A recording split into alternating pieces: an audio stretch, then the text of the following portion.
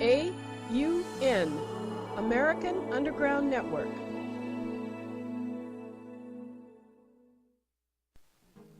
The primary reason why the individual citizens of a country create a political structure is a subconscious wish or desire to perpetuate their own dependency relationship of childhood.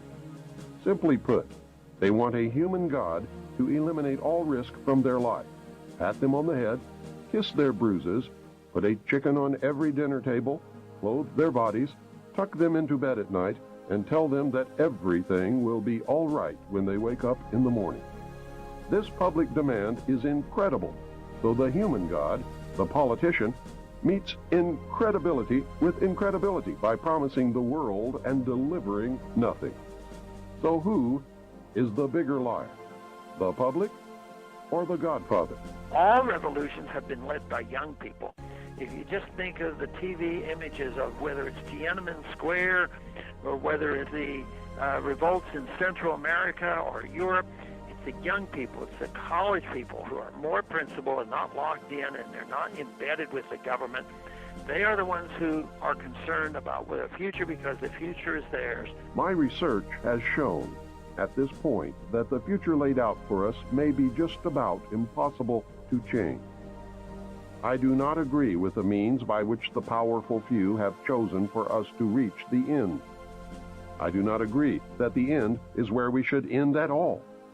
But unless we can wake the people from their sleep, nothing short of civil war will stop the planned outcome. It's the National Collective Consciousness Show with Dee Dee Farrell in Portland, Oregon, Jim Condit Jr. in Cincinnati, Ohio, Steve Harris in Charlotte, North Carolina. Now, live from Evanston, Illinois, your host, Fred Smart. Thanks, everyone. Welcome back on another Thursday evening.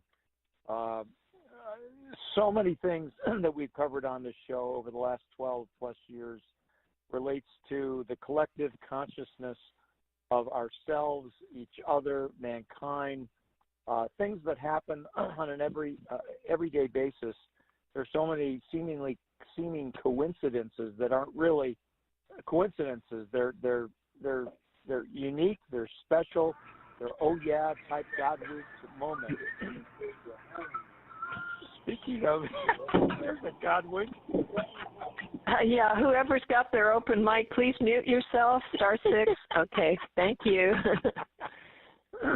Whistling away there. Sound like a tea kettle. Away. Yeah, down the old brick road.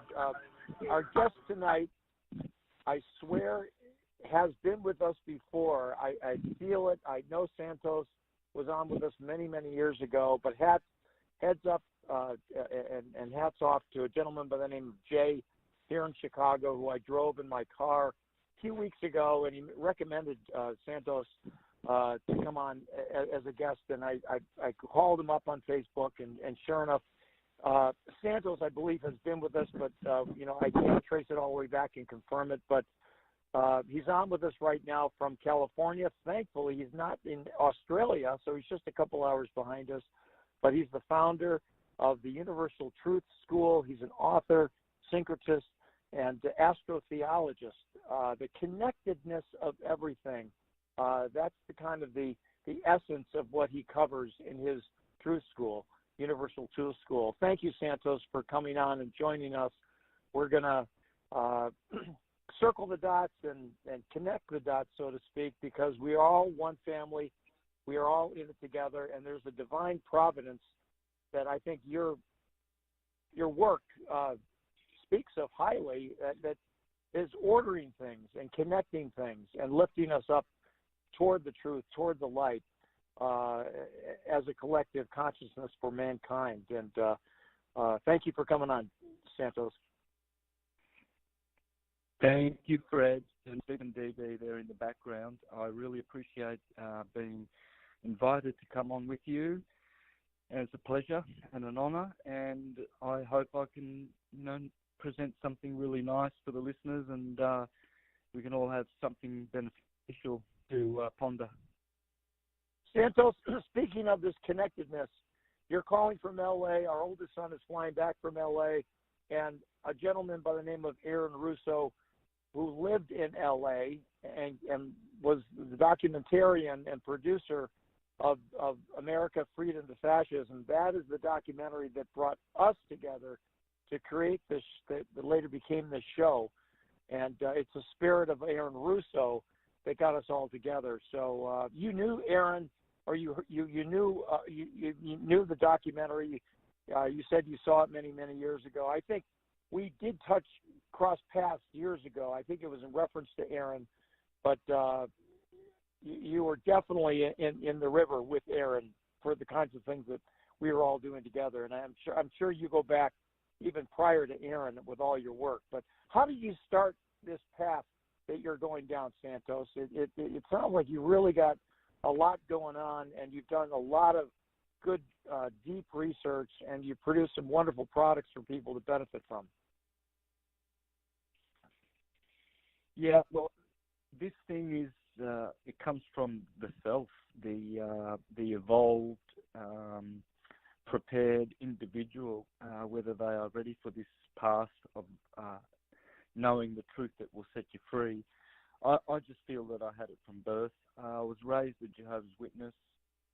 Oh, wow. At the age of 13, I did the teenage things, smoking cannabis, chasing girls, and having hot cars. Then at the age of 18, 19, I was running a business, a restaurant, with my sister, and my teenage years were completed, and I had an urge to worship God, and do the right thing. And so I went back and defaulted to what I knew to be the truth. We call this faith of the Jehovah's Witnesses the truth. So I was there for 25 years up until 2005, and I started my path when I was baptized in around 81, 82, and I was lucky. I was lucky enough to have an older sister in the congregation who pointed me to a book that led me on this path, and it was by Irene Norbergen, and it was Secrets of the Lost Races, speaking about technology that existed pre-flood and also post-flood. But it was interesting. He spoke about oops that are hidden in boxes in the back of in museums, stored away, where no one wants to, confront the truth of these objects of ancient technology. So they call them OOP parts. They find them in digs, archaeological sites, etc. And they go, oops, this is a part we don't need to tell people about, and hidden away. And Reen Norbergen was really good at uncovering mysteries, gold elaborate chain found in Ohio in a mine, skeletons, crystallized skeletons of human beings, millions of years old, etc. So that was it. I knew that I was going to be in cognitive dissonance with the Jehovah's Witnesses, but I studied in secret, and I submerged myself in Alexander Hislop, the Two Babylons, understanding a lot of etymology and the system of the Roman Catholic Babylonish system, which is a system. And so I was getting into Isaac Asimov, Emmanuel Velikovsky, read all his books, all these theories about the cosmology, etc. I did all my Greek studies, studied the Greek language thoroughly, and did all the Greek philosophy, etc. Plato, Pythagoras. I consider myself a Neoplatonist, really, because that was the spiritual transcendental school of the West, which was closed by edict by Justinian in the year 527 CE. So that was a tragedy, because from then on, the elites only used Aristotle and his materialist view of creation in their universities, and Plato was silenced. And so essentially what you find in Plato is what's in the Christian Greek scriptures. They are named thusly because they are Greek philosophy. Christ and Jesus, which is Jupiter Zeus, Jesus, is one and the same. One is King of Kings, one is God of Gods. And so I started in 2005 realizing with all the research I've done that I was no longer able to continue as Jehovah's Witness. Then in 2007, I got on the path, which then caused me to find all the books that I've read that really have made the complete perspective of syncretism and complete integration of all philosophies and fields of learning that I have now. So it's been 12 solid years of research, reading books. And just to conclude now with this, I feel like Giovanni Pico della Mirandola, who was a syncretist in the Renaissance, who was saying to his master and teacher, Marsilio Ficino, translator of the Hermetica, he said, divine providence has caused certain books to fall into my lap. And that's how I feel. I really feel that all the right books fell into my lap at the right time.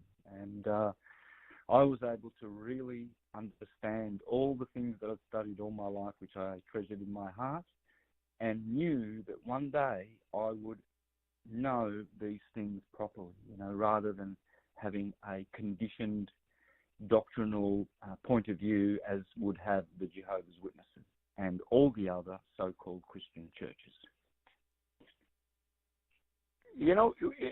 As you talk, Santos, so much of the yearning that we all have that keeps us on this call, coming back week to week, is to appreciate, find, and share the connectedness of everything.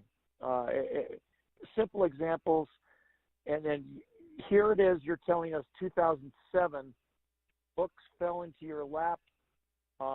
Direction was laid out, sort of like a red carpet was laid out, and you walked down the runway with all these books, and you are actually you made a stair step up toward the light.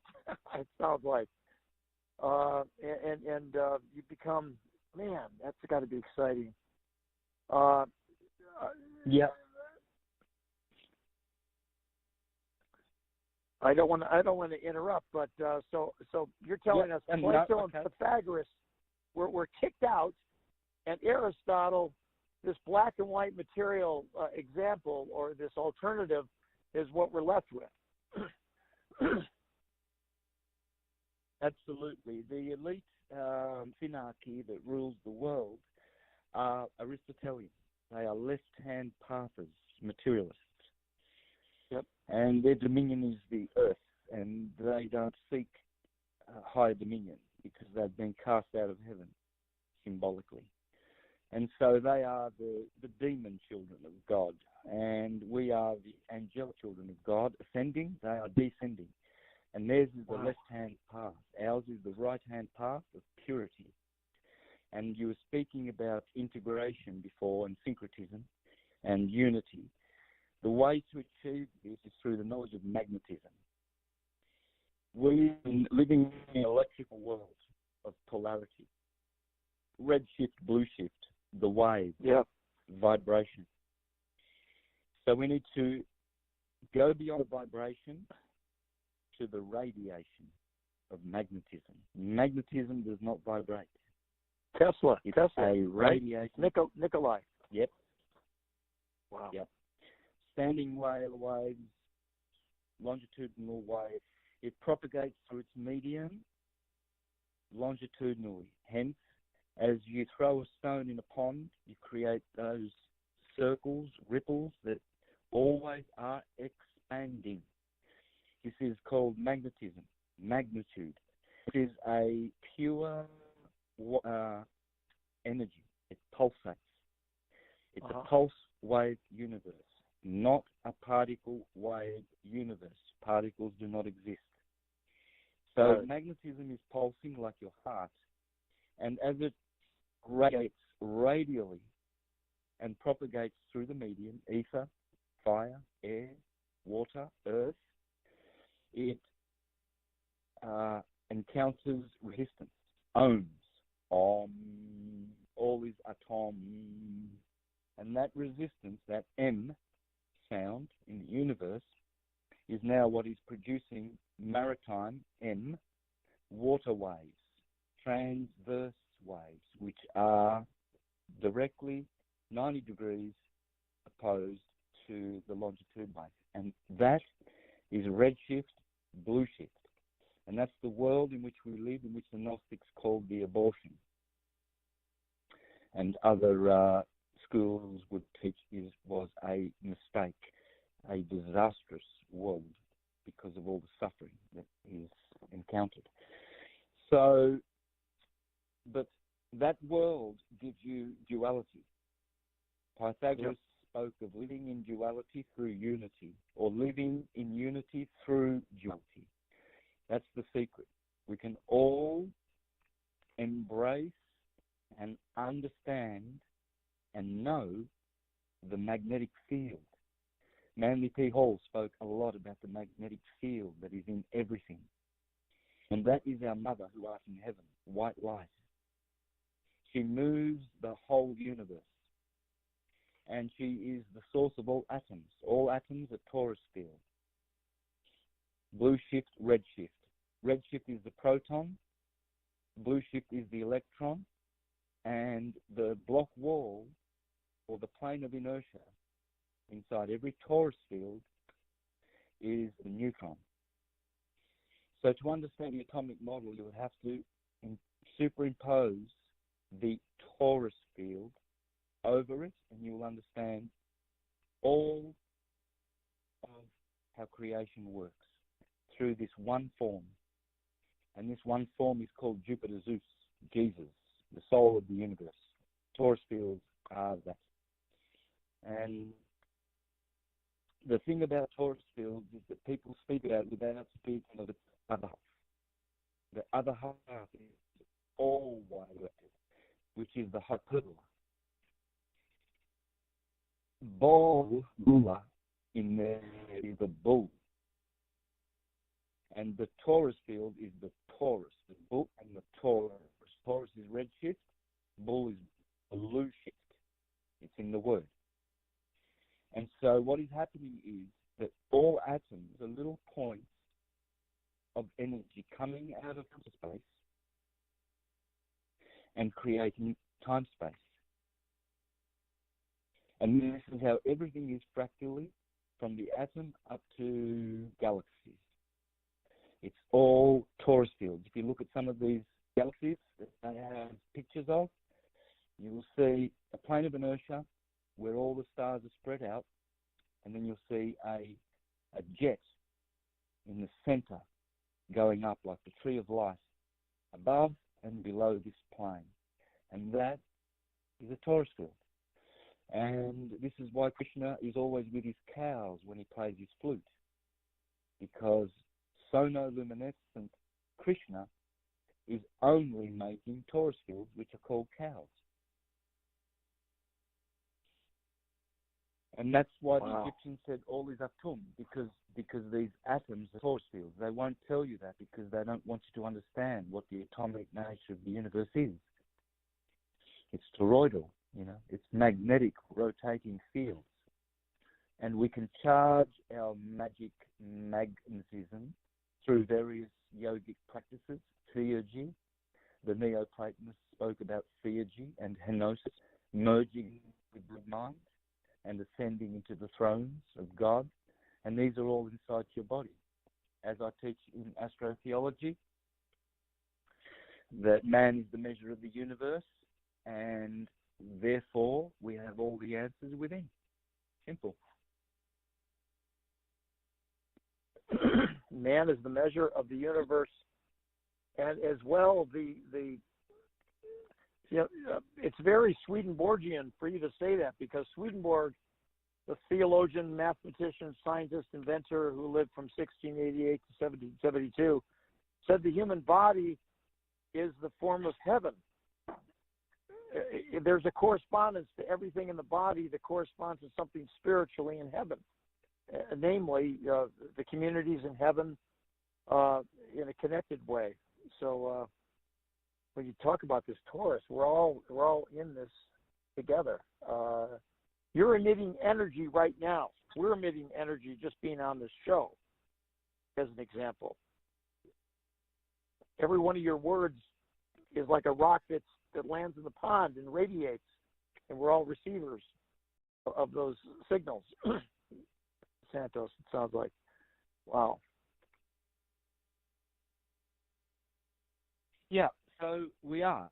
That's why we have a torso, which is a torus field, which emanates an aura, which is a Torah. Hence, we go to the synagogue to learn the Torah, because it's all about torus fields, and Torah is backward, reverse for rota, rotating magnetic fields. Mag in Sanskrit means to move. Hence, that's our mother, white light. Yeah, magnetism, to move, because the opposite and co-eternal principle with magnetism is dielectricity, black light. Krishna is black, Radharani is white and golden. So one is the feminine. Radharani means radiate. Magnetism, radiate. Together they have a child called Belarama, Bell-electricity, red shift, blue shift. Hence you have a red and blue yin and yang, as per the South Korean flag, and you have a black and white yin and yang. Black and white is the symbol of rest and motion. White light is motion, black light is rest, and they are co-eternal principles and coexistent. And they generate, through movement, the color red, which is the first which fractalizes or which refracts from white once it splits, because white light does not vibrate. All the other lights have vibration. Redshift, being the lowest of the visible spectrum, shoots out first, immediately followed by blue shift. Then, third in line is green. Hence, we have green planets, we have green St. Patrick, green Osiris, same archetype. Green. Green is an anagram for energy. It's the same word. So energy. It's energy. And green is your heart chakra, where that energy is, and it has 12 petals. That's why Jesus of the Sacred Heart is always pointing to his heart chakra, because he has 12 disciples, you see? And the body is the temple of Solomon, and this is why you have a thoracic cage. Thor is Taurus field. Remember, the Taurus field is called Jesus, Jupiter Zeus, Jupiter Thor Zeus. So Jesus is Thor, Zeus and Thor. In my system, it's actually you have a thorax. And how many vertebrae do you have? 12. And you have 12 discs in the vertebrae, which is, below that is the lumbar, which means tree, the tree of life. 33 discs, and they're the thoracic cage, which has 12 ribs on one side and 12 ribs on the other, 24. You have now Thor, Jupiter. You see, Arthur has 12 knights around his table. Well, that's Thor, Arthur. And it's Jesus with his 12 disc idols. It's in the body. So once you go through the initiation, you have 33 degrees. And those 12 degrees are the ones that enter you into what's called the cervix, 7 utmost of the vertebrae. Cervix, ceiling, or the heavens, and also the cerebrum, So once you do the 12 initiations with 4, Jesus, traveling up the spine. Then you get to the cervix of 7, the 7 heavens. And then you proceed to the last vertebrae, where if you raise your oils of the nervous system in good practices, then you will have a crucifixion at 33, which is the age of Jesus' crucifixion. At the 33rd vertebrae, where the vagus nerve crosses over and forms a cross in your body. This is the cross of the crucifixion.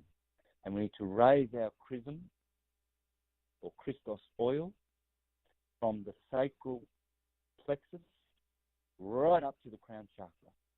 And then we have all our dormant brain cells reactivated. And we have a halo, and we generate a magnetic field. And we become givers, like helio Gnostics or helio saviors, and we save ourselves as others and ascend into the solar consciousness, Sol Invictus, the invincible sun. The sun is a portal. It's a hole. It's holy. Hole means holy, and it's hallowed and halo, and halos in Greek means salt. And Jesus said, "You are the salt of the earth." In your body, you are made of salts: magnesium, sodium, chloride, potassium, phosphorus. These are all salts. And so salt is soul. The soul that is in you, and the sun in the sky is the soul of the universe. So this is the wormhole, and we can ascend through the sun, the portal of the sun. This is why the Son of God in the scripture says, "No one goes to the Father except through me." And that is the wormhole, where we must become solar heroes. And like Christ, you see, Christ is the sun, because it is a crested, it has a corona. Well, Christ has a crown. It's the sun, you see. So that body is the portal, which through, if we are worthy, we will ascend through that portal and be saved by the Son of God, the Redeemer of mankind. So this is why Helio-Gnosticism, which is otherwise called Christianity, is such a good science to learn and master. The scriptures are literary, they're not literal. There's no historicity back of scriptures. It appears to be historical because this is how gospel is made. When you read a gospel, you're not reading history, you're reading a gospel, which means it is an archetypal cosmological rendition, physically presented, to help the ascending mind to understand and grasp the transcendental causes of this world. The materialists, as per Darwin, they only see material causes, and so they are limited. They don't see the true cause of all things. So, yeah, the body being the temple of soul of man, Solomon, was builded by Hiram Abyss.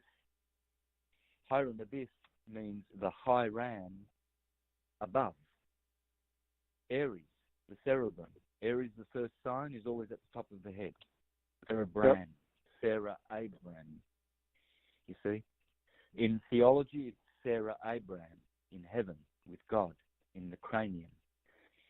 Head is heaven, heaved up. Heel is hell, down below. And earth is the heart. They are anagrams of each other. So, and hell is below its condition. The heart is purgatory, purging, fire. Pyro, P-Y-R is the same as P-U-R. So this is purgatory, purging our souls in the heart, which is Sol Invictus. And then we ascend to the land of God in the high heavens, Aries, cerebrum. And so this is why in Revelation it says, only the lion and the lamb are worthy to open the 7 seals. the 7 chakras, the heart and the crown chakra. And when these, the lion and the lamb, lie together in the wilderness, there will be a paradise. So as we ascend up to heaven heaved up, where the Lamb of God stands upon Mount Zion, the spinal column, we then sing a new song. And it's the song of the 144,000, you see. And when the saints go marching in, oh Lord, I want to be in that number. That's the number of the New Jerusalem. Because if you count all the petals of the 6 chakras below the 1,000 lotus, the 1,000-petaled chakra, which is the crown chakra, and you multiply that 1,000 by the number below, you come to 144. So the base chakra has 4 petals, the sacral 6, sex, same word, the solar plexus 10, the heart chakra 12, the throat chakra 96, and all of these add up to 144. And then the Lamb of God sitting on the throne, Aries, the cerebram. This is also Abraham, because he killed the ram caught in the thicket rather than killing his son Isaac sacrifice. So this is how you reach Hiram Abyss of the Freemasons, the Hiram above. You ascend through the chakras, you raise the christic fluids, which is called charisma, which gives you charisma. Hence, the Christian has charisma. He has a glow. He has magnetic force with him, ever present, and bliss, because he is with Christ in Christ's kingdom. You don't go to hell, you don't go to heaven. It's in you, and it's your choice to ascend. If you are done with material living, you make that decision and you ascend. You don't wait till you die. You do it now.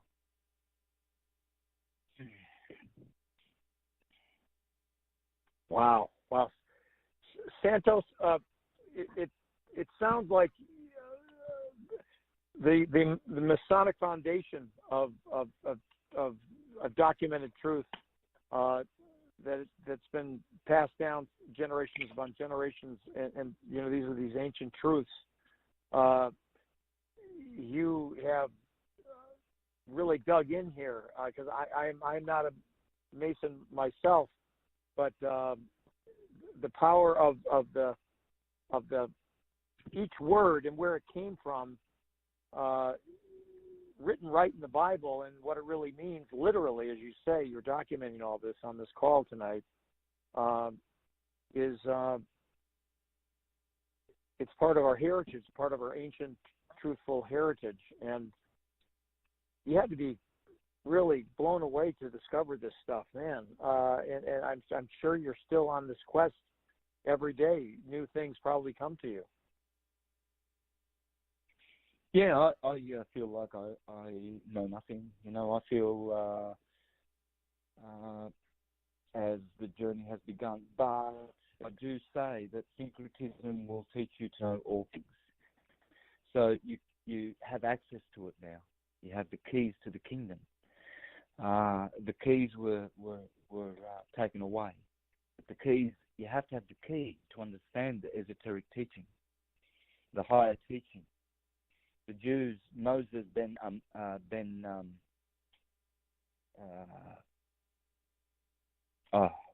anyway, the 12th, 11th century Spanish Jew Kabbalist who said, and repeating the words of all the preceding great masters of Kabbalah and esoteric Judaism, which is another face of Christianity, they all are.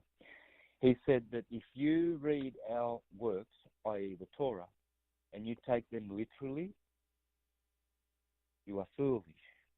For these, what you're reading, are cloaks that hide the true meaning within, and you must uncloak these vestments and find what is within, the true meaning.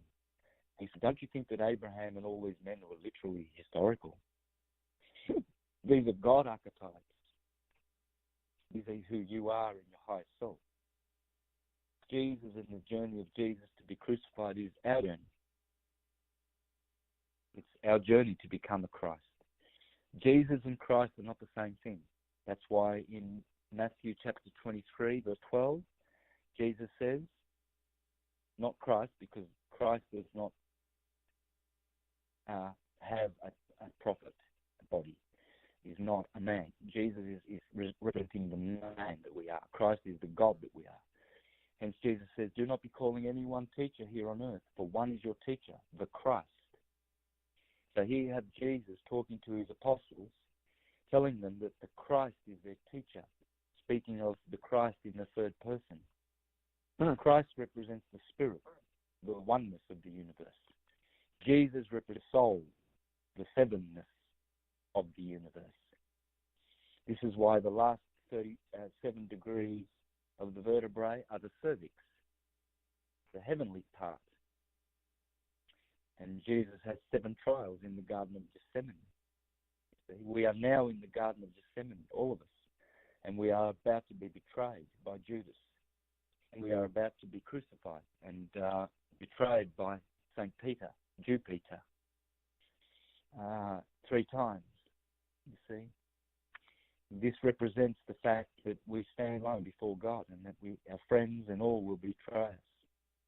And we have to be strong enough to endure till the end in the path, in purity, just as Ulysses did when he tied himself to the mast and ordered his boatsmen not to pull the wax out of his ears, nor to take the blindfold from his eyes so that he wouldn't be seduced by the sirens, so he could get back to Penelope, who was waiting. The higher mind was waiting for Ulysses, who was wandering for 10 years, representing the cycles of necessity, and finally he came to his senses like the prodigal son and returned to his father's kingdom.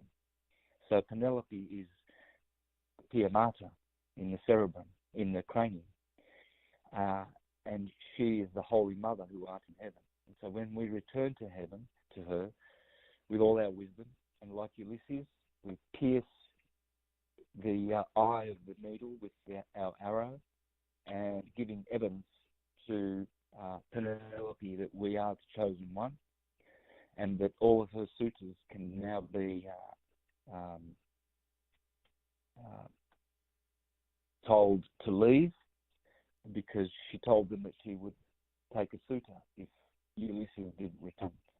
And so this is the virtuous woman who keeps her love for her hero, and they both ascend together. And this is what Ulysses is, another version of Jesus, who becomes Christ Jesus.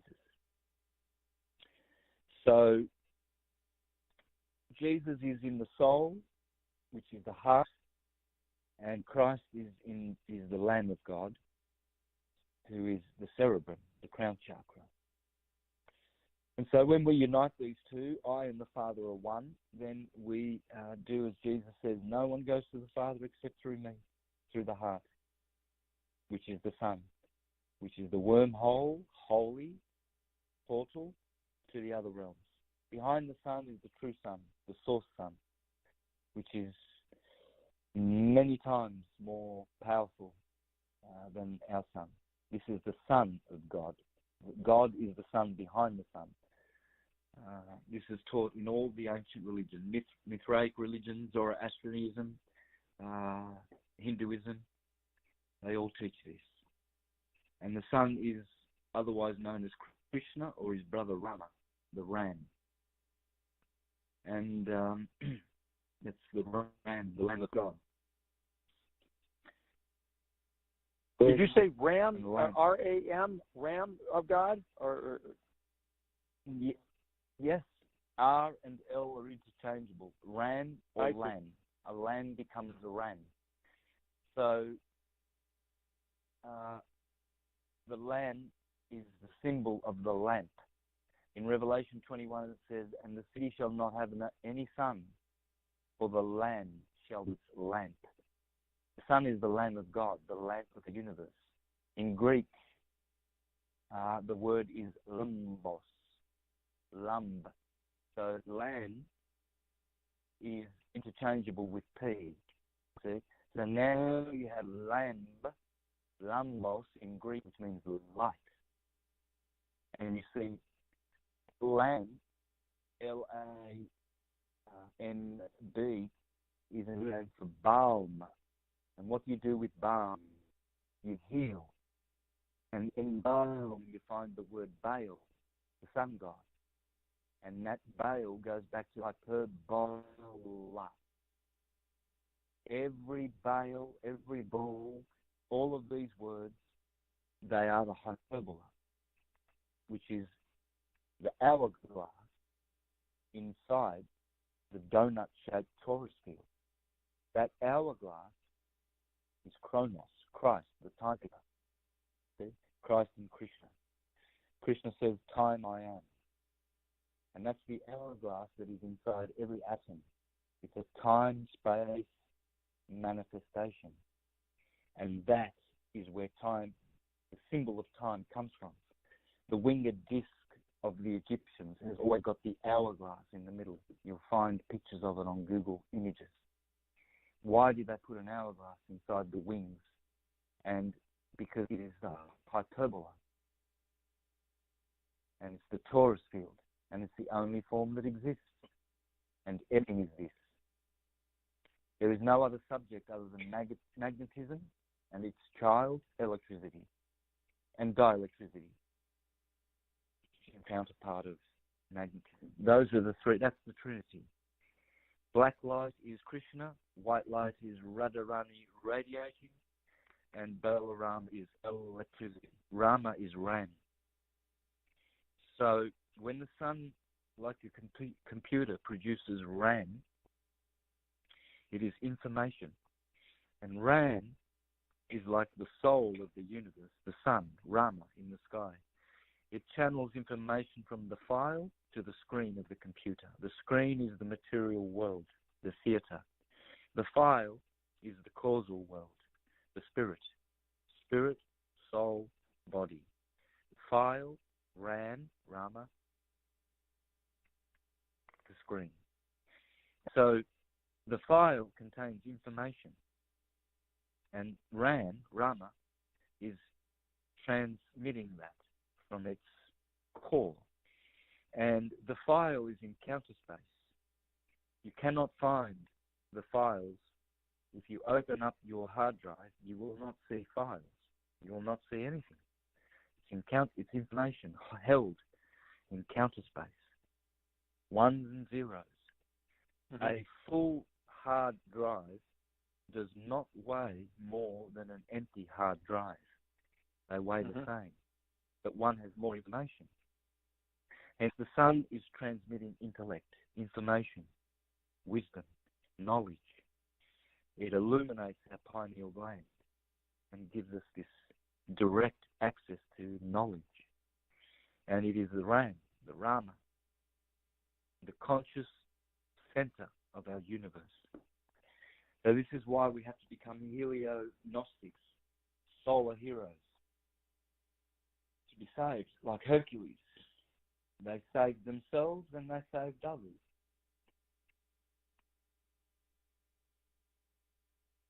Helio-Gnostics, Helionostics,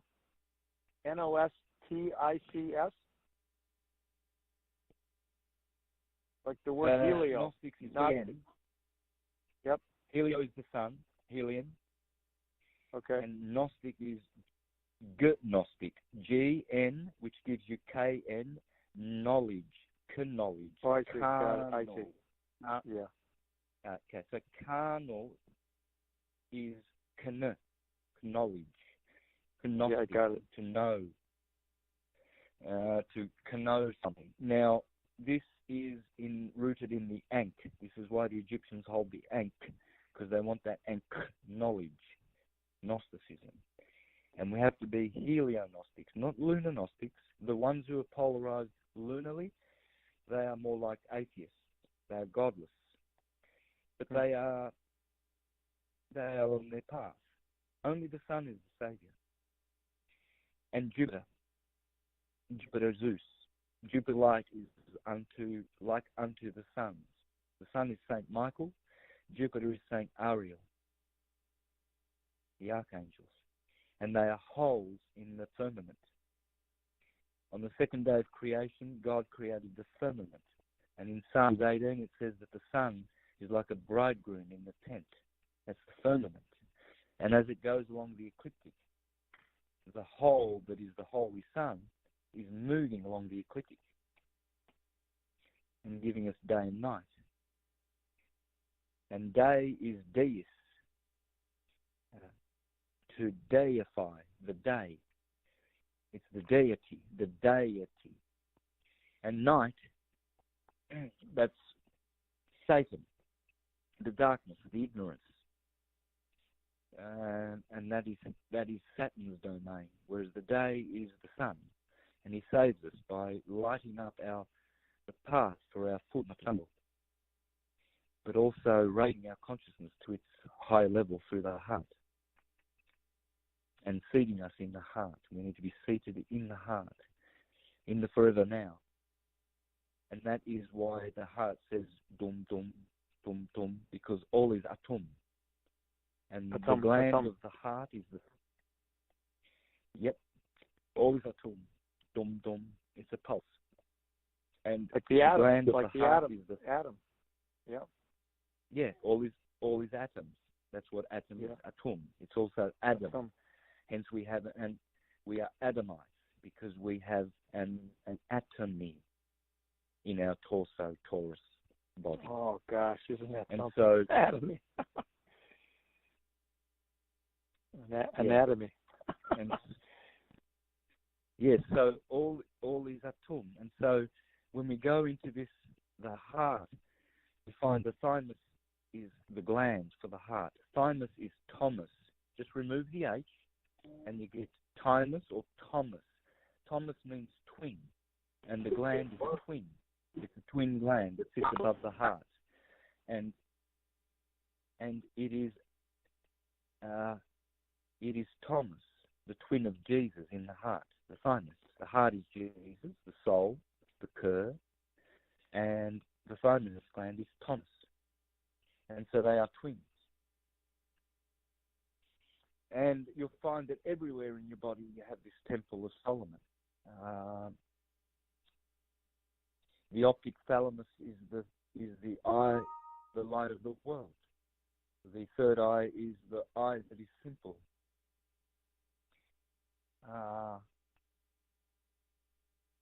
I've brought out all of the body parts and how they relate to the gods. Ganesha of the Hindus, the elephant head. That's the cerebrum and the spinal column.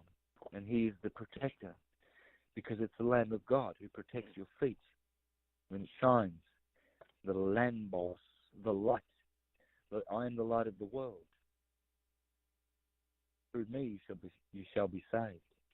Because it's the cerebrum that will save us when we go to heaven. And this is what the ancients taught. There was only one theme, one motif, and it was all astrological, based on the ecliptic, and the ecliptic is the body of man. Man is the measure of the universe.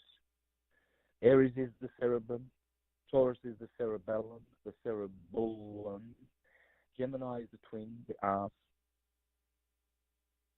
They reflect each other in the mirror. Cancer is the chest, Leo is the heart, the lion heart, the green lion. Virgo is the belly, Libra, the scales, the two kidneys, yin and yang, balancing. Scorpio is the generative system. Sagittarius, the hips. Hippo, the horse. Capricorn is the knees, the kneecaps. Aquarius, the shins. And Pisces, the two fish, the 2 feet. Feet, fish. So you see 2 feet, all the mutable signs have a two-ness about them. Pisces, the 2 feet. Sagittarius, the centaur, the hips, 2 hips. Virgo, the belly, the digestive system, the lower and the upper. Gemini, the twins, the twin lungs, the twin arms, the twin hands. And so this is the temple of Sun. There's no denying it. And who builded the temple? Hiram Abyss, the RAM, because from the cerebrum comes the secretion of all the fluids in the nervous system, which, when perfected through alchemical practices, saves the soul from the depraved lower living, the lustful living, sense gratification.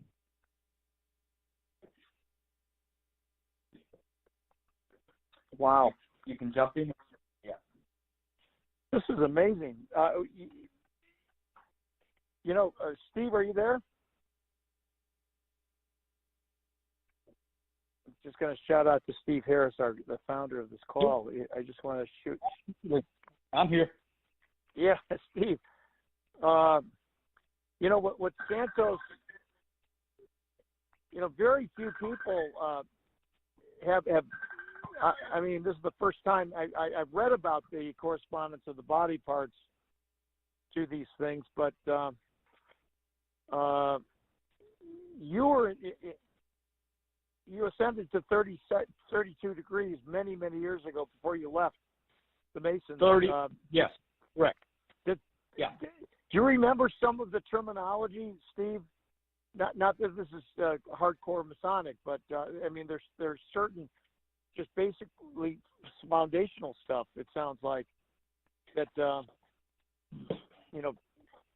Understanding the correspondence of the body to the temple, and to the universe and to creation and all of these things. By the way, Santos, I thought the legs were Aquarius. That's the shins, though, right?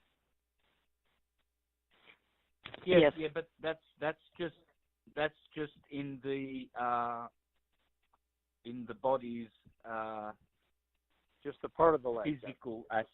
Physical aspect. There are 12 systems in the body. Aquarius rules the system of the 12 Chinese meridian acupuncture meridians. Pisces rules the integumentary system. Capricorn the skeletal. Sagittarius the muscular. Scorpio the generative. I'm climbing up the body. I'm climbing up. Libra the renal and urinary. Virgo the digestive. Leo the cardiovascular. Cancer the immune system. Gemini the respiratory. Taurus the endocrine. And Aries the RAM, the cerebrospinal nervous system. This is That's amazing. why the Lamb of God is so holy, and the holy cow, Aries and Taurus, the cerebrum and the cerebellum, because they are up in heaven, in the cranium, in the dome, the vault of heaven. And so the cerebrum is Christ, the good shepherd, the Lamb of God, and Krishna is the good cowherd with his cows, the cerebellum. And so Bel means beautiful. Krishna is the beautiful one. That's one of his epithets. The all beautiful, because he is black light, resting light. And Christ means rest. Crest, when you come to a crest on a hill, you rest, because at the top of the way there's a rest. There's a kind of a slowing down at the top of the hill, and then you roll back down again. And this is how valleys, waves work. The energy goes up to the top, rests on the crest, which is Christ, which is black resting light, and then down you roll like a roller coaster. And that rolling, that motion, that's white light, magnetism.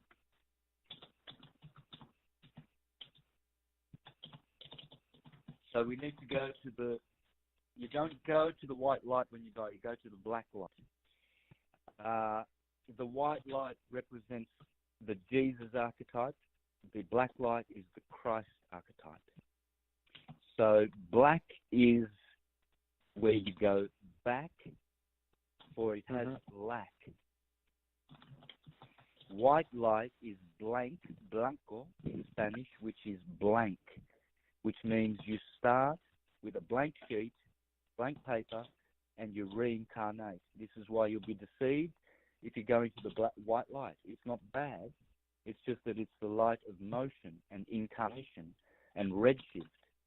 And and making the world. Magnetism makes the world. She's the mother of the world. Dielectricity does not. It rests. And so when you go back to the rest of crest, the black light where there is no lack, and where you go back, you don't want to be blank. White light will deceive you. This is why Lucifer is the deceiver. Lucifer means white light. Satan means black light. So the sun, Lucy in the sky with diamonds, Luke Skywalker walking on the ecliptic. Luke means luce, light, lux. And so when Lucifer, the bringer of light, rises in the morning, he is blinding you with his light. So you go around seeing things and you think they're real. And so you put faith in the material transitory world, which is unstable. And so that's how the sun deceives you. But Saturn, at sunset, Set is Saturn, who rules the darkness, he deceives you because you don't have vision at night and you stumble. And so they are both teaching you, the day and the night is Lucifer and Satan, the light bringer and the bringer of darkness. But they are both modalities and ways of experiencing by the light. God Blinded and yourself. by the light. Yeah. One is extroversion, Lucifer. The other one is introversion, Satan. That's why don't you listen to Satan. He is esoteric. He is occult. Hidden in the dark. If you don't go to the darkness, you don't find the treasures.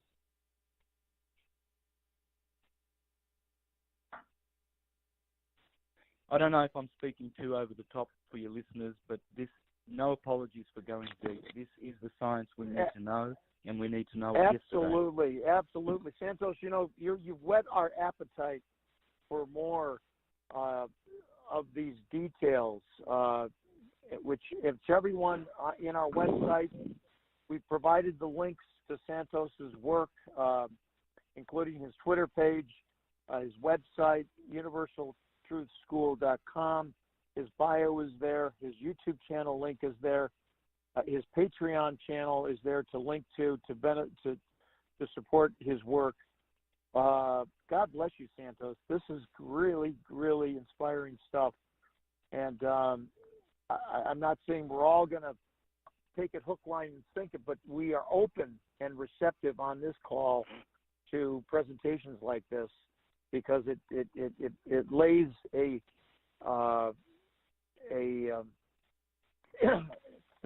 like setting a table. You're setting a table for a divine meal for us to sit at and eat from. You're serving up some good stuff. And we would like to learn more. Yeah, well, this is the knowledge that's in Scripture. When you learn to read the Scriptures literarily rather than literally, you have the keys of the kingdom. Hence, Jesus said, it's spoken many times, that the word of God is metaphor. It's allegory. It's anagogic wisdom. Anagogic is the mystic wisdom. NYST is baptism of fire. MIST is water, the lower baptism. We must be baptized with fire to become a mystic and have anagogic wisdom. I think I hear Betty Smith in the background. Betty, go right ahead. Yeah. Thank you very, very much. And I just want to say that I was also a witness at one time. And I look at it positively only because I think it opened my brain to be able to explore. And I really, really am very interested in what you just taught tonight. That's Betty Smith, who's the co-founder of this show. Santos? Yep. Wonderful. Thank you, sister. That's very encouraging. And it's good to know that you don't have any regrets. I don't either. I learned the Scriptures. I read the Bible. I did due diligence. I was very devoted, disciplined, diligent, and quite scrupulous, really, when it came to this knowledge. I paid attention, and we can all do it. You don't have to be a genius. You don't have to. I'm not a genius. I'm nowhere near it. I'm so self-conscious about my own ignorance. I'm very well aware of it. I'm not, trying to sound, pretentious and, try to have airs over anybody. We all know this. It's our knowledge. This is ours. I just devoted myself to it. That's all. Hence, I will arrive at it earlier than others. And others have arrived before me and taught me. And so this is not new. This is ancient wisdom, or rather wisdom that is. People tend to think that the ancients were not as smart as we are. The universe has always been smart, intelligent, and all-knowing. We are just forgetting this. It's a cycle of incarnation where forgetfulness, where we descend from the Milky Way and drink excessively from the cup of lethe, as Macrobius says in dissecting Plato's cave of the nymphs. Well, there is a scripture. We are in this. There is a scripture, I believe, that says the God within you. So what you were describing is that really. Colossians 1:27. For I speak of you of the Christ in you, and hence the kingdom of God is within. Have I not said that ye are gods? That's Jesus quoting the Psalms. Why would Jesus be telling us that we are gods? That's the one I was thinking of. Yes. And that's telling us, giving us faith and courage to conquer the world. Have faith, for I have conquered the world, and you will do greater works than these. People were marveling at the miracles. It says, you will do greater works than these. But we have to get our power restored. And how you do that is through honorable practices and being worthy to have your power restored. They have been taken away from us. We don't have magnetism. We don't even know what it is. You won't get anyone out there from guys like Einstein and all of these guys who will explain to you what magnetism is. They will describe it, but they will not explain it. Mm-hmm.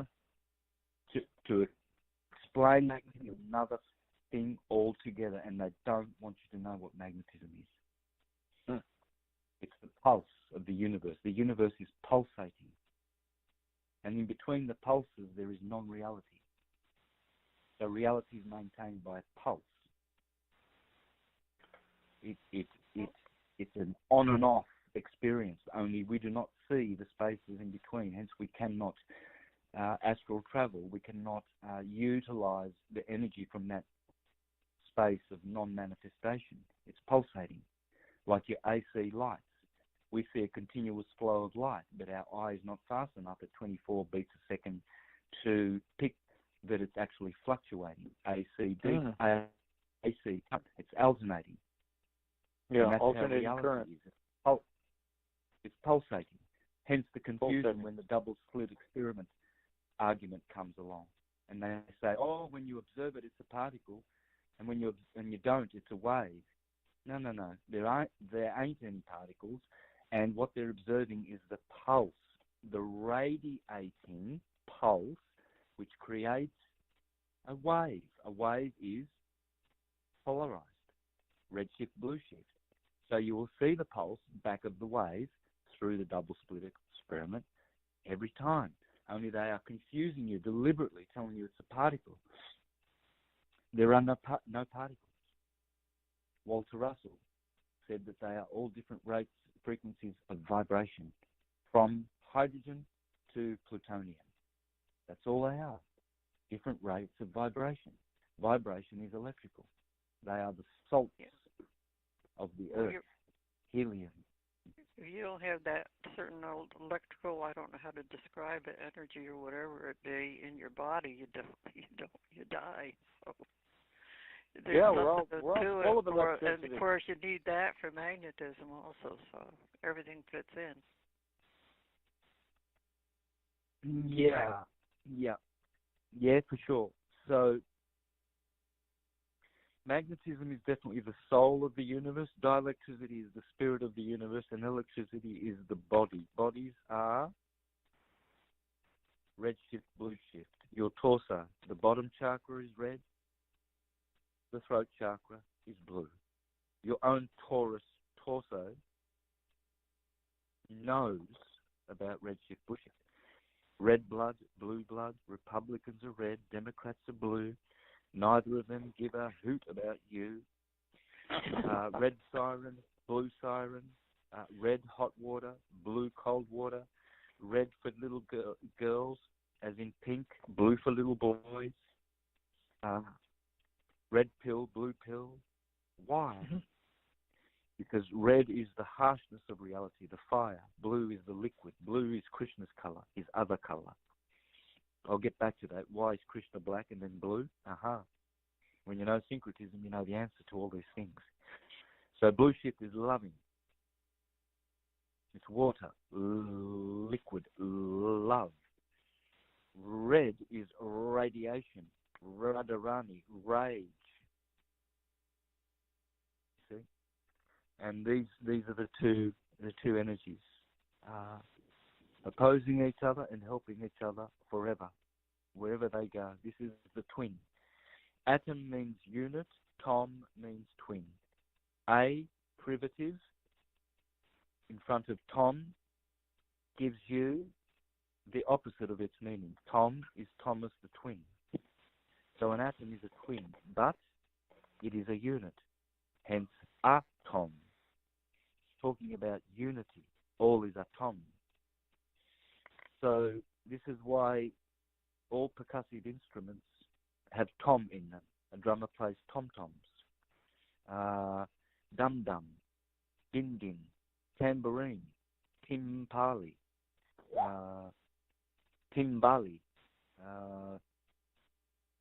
all of these tam, tim, tom, time. See, tim is tom.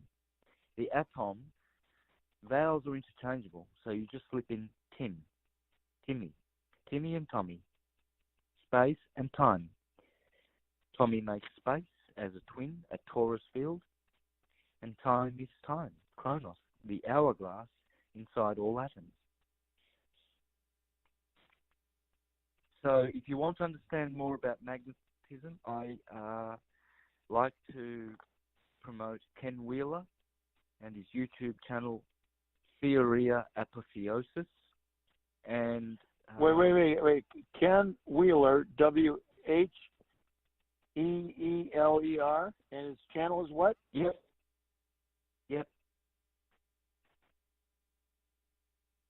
And what's the name? What's the name of his YouTube channel? What is it called? Theoria Apotheosis.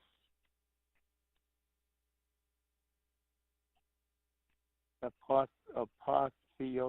Oh, okay. When you find it, Fred, send me the. If you misspell I don't know how to spell all that. I'll get it, Betty. I'll send it out to you, everyone. Ken Wheeler, Theoria. Apotheosis is a Greek word which means metamorphosis. You are becoming a god. We must experience apotheosis. APOPHEOSIS.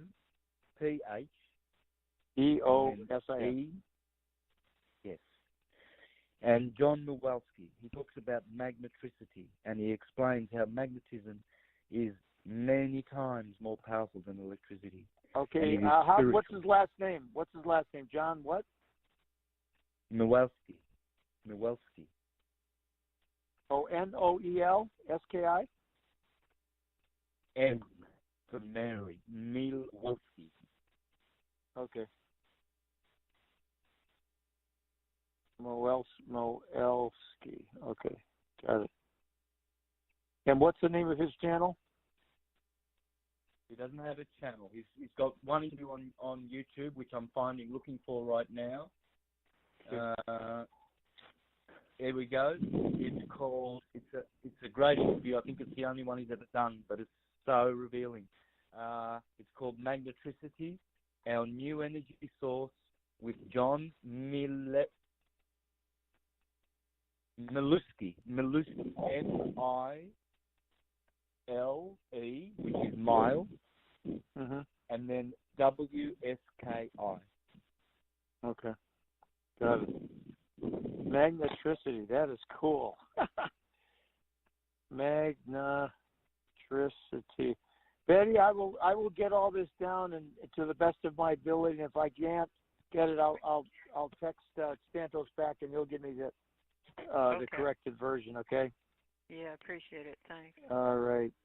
Anybody else? We're going to wrap this up. I told Santos it would be an hour, and we've gone over. But if anyone has a quick question for Santos, please just *6 your phone and have at it, because we're going to wrap it up. Put a bow tie around this thing, everyone. Anybody out there? I'd like to make a comment to Santos. Yeah, Santos, this is Dee Dee. In the 70s, we founded an esoteric church called the Aquarian Church of Universal Service, and the philosophy behind it was based on a lot of what you're talking about. And I had a particular interest in the earth sciences, so I started studying herbalism in the late 60s. And I actually learned about the herbs based on astrology and the parts of the body that you were speaking of. And I also learned homeopathy that way, by the signs and by the position of the frequency in the body. And so I was really familiar with a lot of what you were speaking about, and it served me well over the years. I've forgotten a lot of it, but it made the study for me a lot more fascinating, because we were learning about the symbolism, a lot of the symbolism you spoke about, and it never left me. It changed my way of looking at religion and the body and the society and consciousness, and I'm very grateful for that. Sometimes it was hard to speak about it back then, because it wasn't as well known. People didn't even know who Tesla were, but we were working with the Cosmic Awareness Channel that came. It was the same source that Edgar Cayce was channeling, and so we were privy to a lot of these this information in similar ways that you were describing it. So I really appreciate what you brought to us tonight. The term astrotheologist is a new term to me, and I really enjoyed that. So thank you so much for sharing, and I know that it meant a lot to everyone to have something profound and very meaningful tonight, something that wasn't political and something we could all launch off of to a new way of learning about ourselves and our world. Oh, thank you, Dee Dee. I really appreciate that. And to know that you've got grounding in these sciences is also very encouraging. I find that, unfortunately, we have very distracted lives where we do jobs rather than work, the good work. Mm-hmm. And the magnum opus, the great work. So that's great. We're all on the path, and we're all at different degrees and levels. But we help each other, and we learn from each other, whether we are above on the path or below. Humility enables us to learn through that mode of receiving truth. Those who have hardened hearts, as the prophet spoke of, woe unto you, Israel, for you have hardened your hearts against my prophets, and you do not listen to them. This is ones who have shut up their hearts, and they've got narrow and harming them, but they are opinionated, and they are at that level. So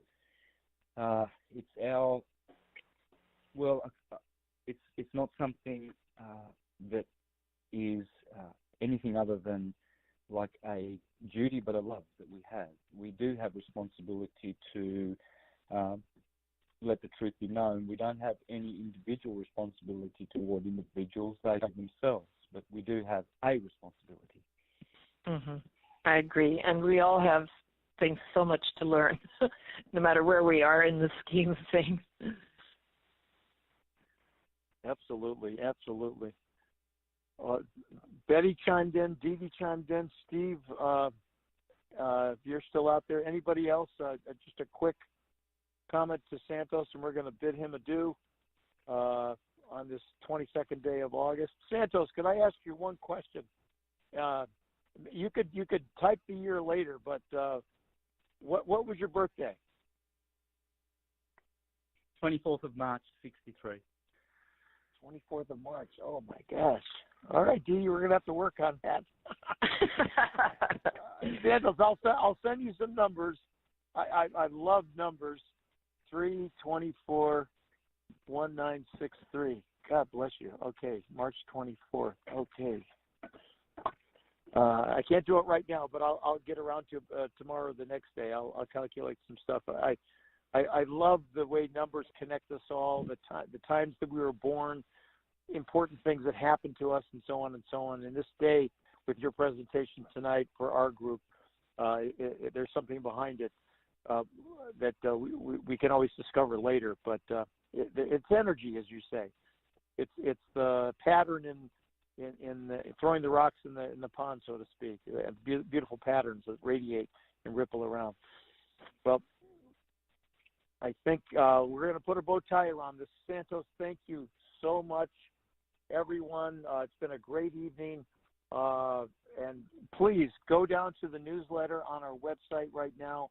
All the links are there for Santos's work. His YouTube channel, universaltruthschool.com is the link. His Twitter account is there. His Patreon link is there. And please share this link with as many people as you know. And Santos, we will definitely stay in touch because we are very open to learning more about your work and sharing more of your work, because it is a labor of love, and it's a part of this whole process that we definitely feel like we're on as well, and we can learn more from you at the same time. Yeah, for sure. It'll be a pleasure anytime. Okay, Santos. God bless you, Santos. Everyone, we'll see you next week. It's been a great show. Thank you, Steve. Thank you, Dee Dee. Thank you, Betty, and everyone else listening. It's a wrap, and we will send this link to the audio link, Santos. I'll get it over to you really quick, ASAP, once the show is done, okay? God bless everyone. Thanks again, Santos. Thank you, Fred. Thank you. Bye-bye. All right. God bless. See you guys next week. Thanks again. It's